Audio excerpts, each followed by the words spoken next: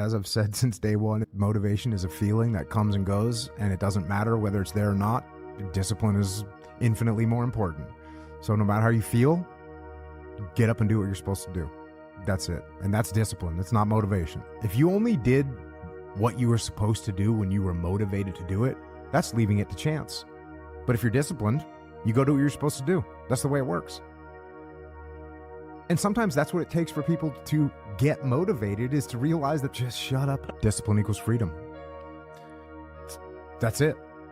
I mean, if you have the discipline to get up and get the things done, well, I usually tell a story, which is, hey, you know, the weekend where you really only had two things to do for the weekend, whatever it was. You had to write this thing and you had to answer this other thing.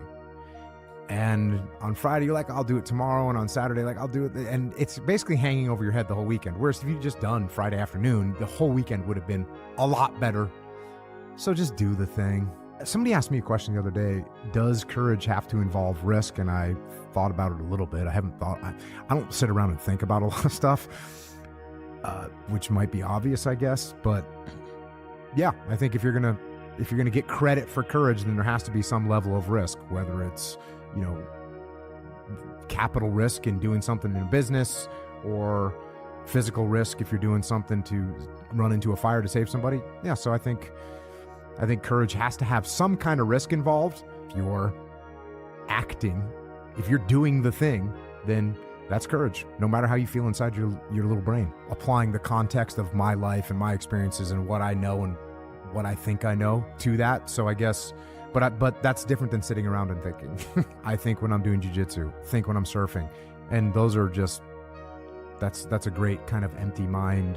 And there's times where I'm running and I have to stop and write something down.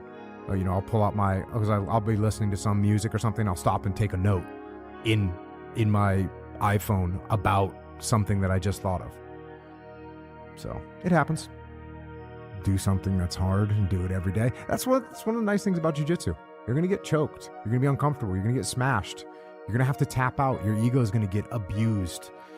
Go do that. Go do that. You go for a run, lift, just do hard stuff.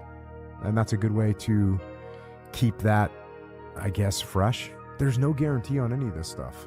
Really. There's no guarantee. And it depends on what kind of courage you're talking about. Are we talking about courage where you're going to die, or you could possibly die? Or is that what we're calling courage? Because there's people that have come from every walk of life that have stepped up in that situation. And there's people that have come from every walk of life and have failed in that situation. So if we're talking life or death, yeah, I mean, I think you actually have to get someone that is sort of good with dying and they're okay with it. And then they're going to have a lot easier time pushing into that fold if it shows up.